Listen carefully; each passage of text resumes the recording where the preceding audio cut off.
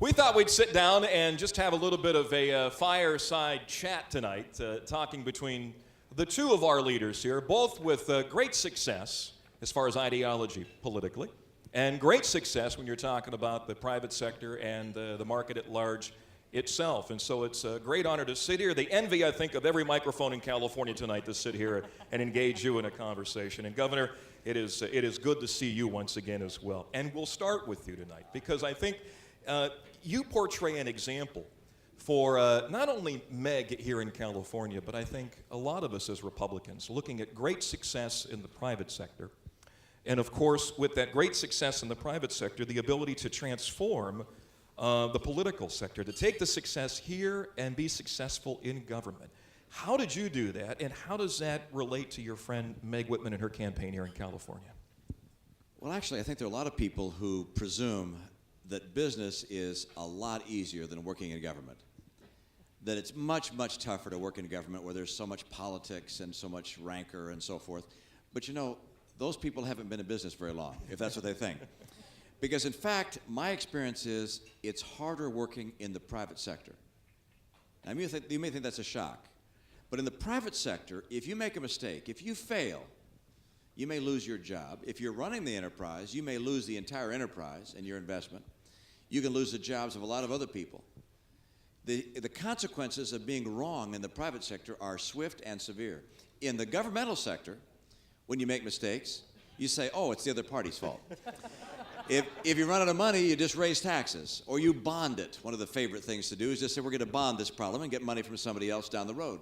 It is a far more forgiving place in government, frankly, than it is in the private sector. Meg's experience in the private sector, having made the tough decisions you have to make day in and day out, I think will serve her well in the governmental sector. I found it helped me in my work. You also find that you work with other people on a collaborative basis, even though they come from an opposition party. I think Meg's going to be able to do that. My experience is that people that have a private sector experience are essential in a state like California where hundreds of thousands of jobs are going to the border and leaving. And I'm not talking about the border south, I'm talking about the border east, and that's going to have to change. And one of the areas, too, as Republicans, here we are in the bluer than blue state of California. You had success in a blue state yourself. How does that convey? How does Meg Whitman find success in California in this dark blue state of California? You know, I don't know what and I talked to your senators here, I don't know about what the Senate and the Assembly is like in California, but I can tell you that I found among the Democrats in my state some individuals of goodwill that were more concerned, just like among Republicans, that were more concerned about the state and about the people of the state than they were about their own re-election. And at a time of crisis like California faces right now, I believe that Meg will be able to draw on people of goodwill in both parties to put partisanship and re-election behind and put the people of California first. I think you have a unique opportunity with a person who's a proven leader. Governor, thank you. You know, go ahead, give him a round of applause. Marvelous stuff. Great stuff. Ms. Whitman, I wrote earlier this year in following your campaign, I was enamored with the fact, I think a lot of folks who listen to talk radio, one of the things we highlight for them is how does a candidate run a campaign? And you glean from that. You watch it, the organization, the direction, the focus, the discipline of the campaign itself. And early on, we've all watched, not only from a distance, but nearby as well, and enamored with the great success of your campaign here in California. How will that for you transform from campaign to horseshoe in the belly of the beast where it's a battle of the dimwats and the bright bulbs? How does Meg Whitman do that? Well, I think the question you're asking in some ways is, you know, we've executed very well in the campaign today. How will we get anything done in Sacramento? And, you know, the first observation I would make is I'm a big believer in focus. If I've learned anything in business and in life, let's do 3 things at 100% as opposed to try to solve every problem. And I think particularly if you go to Sacramento and try to do too much, you'll be stymied by the Democrat legislature, by the incumbent interest, by the entrenched interest. So I want to focus on 3 things: creating and keeping jobs in California, cutting government spending, and fixing our education system. And you know, there's 3 things I think you really have to work with. One is, and people don't talk about this very much, is the power of the appointments that you make. The governor of California makes 3,000 appointments. For perspective, the president of the United States gets 3,800. So my first question is, could we do with 1,500 appointments? But the top 300 are absolutely essential. They're your agency heads, your department heads, and all the gubernatorial appointments to the 395 boards and commissions. By the way, I think we need to reduce the number of boards and commissions by about 100. But you know, I did not run eBay by myself. I'm not running my campaign by myself, and I will not govern by myself.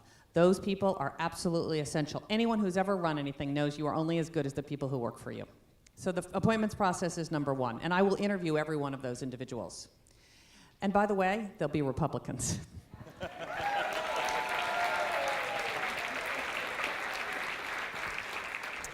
Second is the power of the veto pen in California. We have something that virtually no other state has, and the President of the United States does not have, which is line item veto. And this is how you let the legislature know what you will and will not put up with. And my thought is, you know, we have a crisis on our hands. What we cannot do is let Sacramento continue to be a bill factory.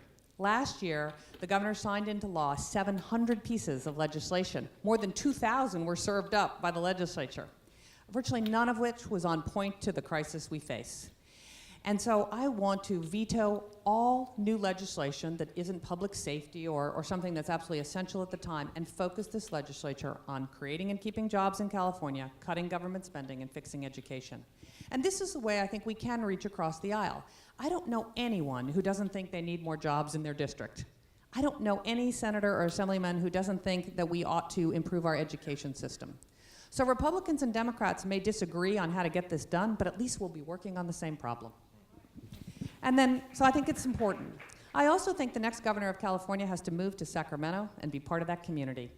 You have to build trust, because in the end, relationships really matter. And I will build those relationships. We will build trust. Democrats will not always agree with me, but they'll know where I stand, and they will trust that what I mean what I say, and I say what I mean. And I think lastly, the next governor of California has to have a spine of steel.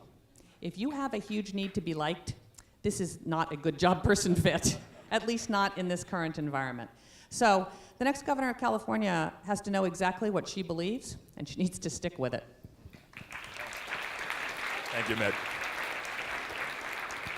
Governor, I kind of scribbled this one from talk radio over the past 2.5 months, 3 months here, and it's real simple to get to, and we're short on time, so I'll lily pad, you know, across a couple of words here. Federal spending, Republicans, shock and awe, level of spending, deficit, and the first year of this current administration.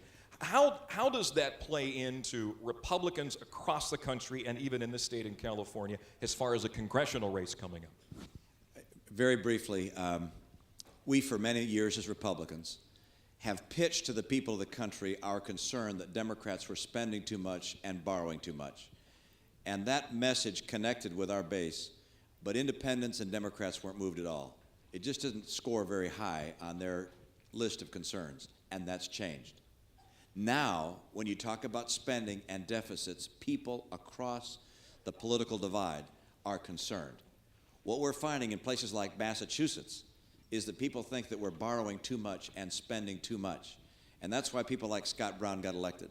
This is good news for us because our message is finally hitting home, because people saw that when individuals borrowed too much, they lost their homes. When businesses borrowed too much, they ended up losing jobs and maybe going out of business, and they recognize that our country is borrowing too much. Trillions. That's a new word. I had not heard trillion. All right? And now it's bandied about. We have a $1.8 trillion deficit this year. Do you know how much money $1 trillion is? Someone explained to me, if you made $1 million in a year, do you know how many years it would take to get $1 trillion? 1 million years. 1 billion seconds is 32 years. 1 trillion seconds is 32,000 years. This is an enormous amount of money that this government is racking up, and it threatens our future and our prosperity, and people recognize it, and they know we are the party of fiscal responsibility, and that's why they're going to be electing Republicans this year. Governor, thank you. Deficit in Sacramento. They don't have ears there, Meg. They ignore the fact that we're, $35 billion in the hole already, again. Yeah. And it's a mentality there by the majority party that, you know, it's not about creating wealth, it's about spreading wealth around. And even this week talking about more taxes. So I'm just going to have you convey from a federal perspective to a statewide perspective, deficit and spending in Sacramento, Meg. I mean, the issue is exactly the same. We have among the highest debt burdens in the entire United States. We are carrying $53 billion worth of debt in California. And if we're not careful, in a couple of years, 10% of the general fund will go to service the debt on the state of California. So think about that, 10% of your income going to pay your credit card bills. That's what we're about to embark on here. So we have to get our fiscal house in order. The first rule of any business, of any family, is actually revenues must exceed the amount you spend every year and every month. And we haven't done that in a long time in California, which is why we have to take cutting government spending really seriously. And it's interesting, you know, when I first started on the campaign trail well over a year ago, people were kind of interested in my message about government spending. It's now the thing I get asked about every day on the campaign trail. The first question is always, how in the world will you cut government spending? It's the most important thing we have to do. I mean, it's not typically a sexy political issue. People understand that we have to get this under control. So I want to do that by decreasing the straight workforce back to where we were just 5 years ago, reforming welfare, reforming the pension system, and doing more with less. You know, we get told either you raise taxes or you cut services. There is a third way here, which is to run this government more efficiently and effectively. I mean, thank you. I'm from Silicon Valley, which is only 130 miles from Sacramento. It might as well be a million miles away in terms of how we think about using technology. You know, in Silicon Valley, we know what we did last year, and we have to figure out how we're going to do that better for 10% less. That is not in the DNA of state government, and we have got to get around this problem. Otherwise, we are going to saddle our children and our grandchildren with a debt that we will not be able to pay off. And by the way, the federal government's in no position to bail out California. So. And special interest is such a big deal in Sacramento here in California as well, because ultimately in the general election, it's all about the unions and the Democrats and their Manchurian candidate right now in Jerry Brown. A stat from Sacramento this week, California Fair Politics Practice Commission came out and did a little research, a little bit of numbers here over the past 10 years. $319 million from unions used against the conservative Republican ideology in the state and against the private sector. So, simple question, Meg. It's the monster in the belly of the beast. It's the unions. They are literally, to the private sector, enemy number one. How do we deal with them? Yeah. I mean, there's no question that the outsized power of the unions in Sacramento and frankly throughout this state is hampering our ability to build a new California. So I think we have to, first and foremost, we have to reduce the financial influence of the unions, which is why I'm a supporter of what was formerly called Paycheck Protection, that is now the Citizen Power Initiative.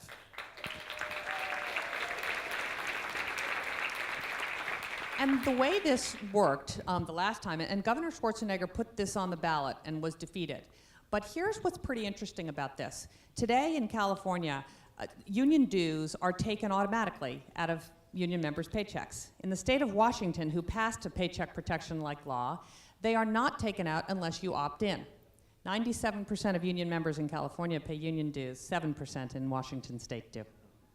So we can fundamentally change the impact here. The other thing I will say is we have to be good negotiators with unions. You know, if I were governor right now, I'd be renegotiating these contracts. 85% of union members who work for the state are working without a contract right now. This is a perfect opportunity to renegotiate. I don't know too many people who are thinking that they're going to get a raise this year, and everyone I know is worried they're going to lose their job. So I would take this opportunity and negotiate hard. We're up against the clock. Yes, round of applause. It is a huge issue in the state. You better believe it. Up against the clock, so I want to end with this one here. And Governor, be careful, because Meg gets a follow-up, okay? All right.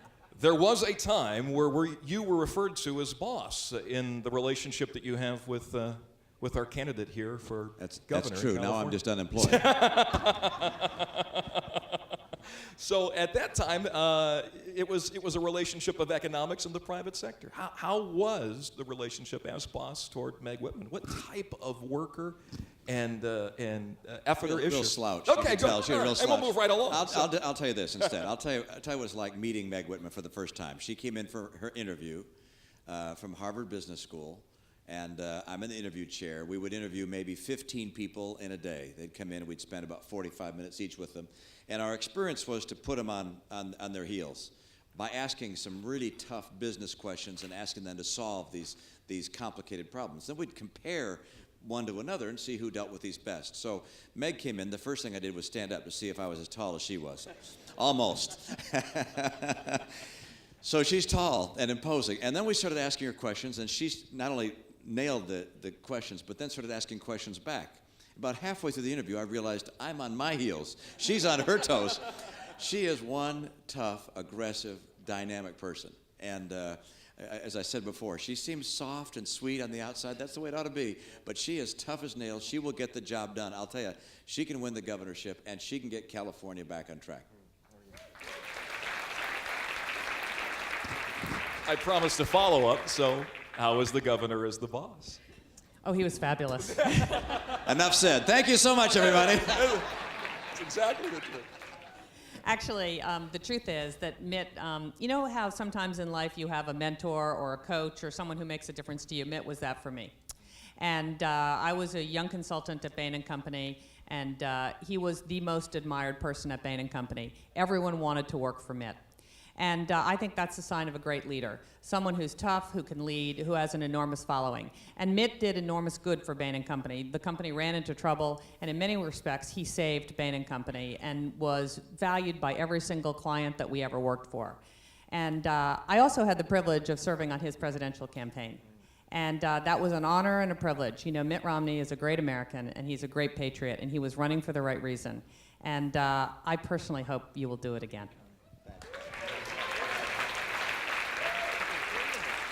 Two great leaders on the stage for you tonight here at the convention. And, sir, once again, Governor, happy birthday to you. A round of applause for Governor Mitt Romney and Meg Whitman.